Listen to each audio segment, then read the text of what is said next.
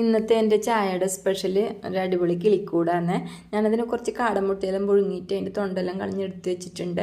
3-4 സബോള ചെറുതായി അരിഞ്ഞതും 2 പച്ചമുളക് അരിഞ്ഞതും ഇത്തിരി ഇഞ്ചിയും വെളുത്തുള്ളിയും പേസ്റ്റും കൂടി ഒരു ചീനിച്ചട്ടിയിൽ വെളിച്ചെണ്ണയിൽ ഒഴിച്ച് ചൂടായപ്പോൾ അതിലേക്ക് ഇട്ട് കൊടുത്തു. പാകത്തിന് ഉപ്പും കൂടി ഇട്ടിട്ട് ബ്രൗൺ കളറാവുന്നവരെ നന്നായിട്ട് വഴറ്റി. എന്നിട്ട് അതിലേക്ക് 1/4 ടീസ്പൂൺ മഞ്ഞൾപ്പൊടിയും 1/4 ടീസ്പൂൺ കുരുമുളക് പൊടിയും 1 സ്പൂണ് മുളക് പൊടിയൊക്കെ ഇട്ടിട്ട് അതിൻ്റെ പച്ചമണം പോകുന്നവരെ വഴറ്റിയിട്ട് 3-4 ഉരുളൻകിഴങ്ങ് ഞാൻ പുഴുങ്ങി വെച്ചിട്ടുണ്ടായിരുന്നു. അതും കൂടി ഉടച്ച് സബോള വഴറ്റിയിലേക്ക് ഇട്ടിട്ട് ഒന്ന് നന്നായിട്ട് മിക്സ് ചെയ്ത് വെച്ചു കേട്ടോ. എന്നിട്ടൊരു പാൻ അടുപ്പത്ത് വെച്ചിട്ട് അതിൽ എണ്ണയിൽ ഒഴിച്ച് ചൂടായപ്പം വെളിച്ചെണ്ണയാണ് ഒഴിച്ചു കൊടുത്തത്.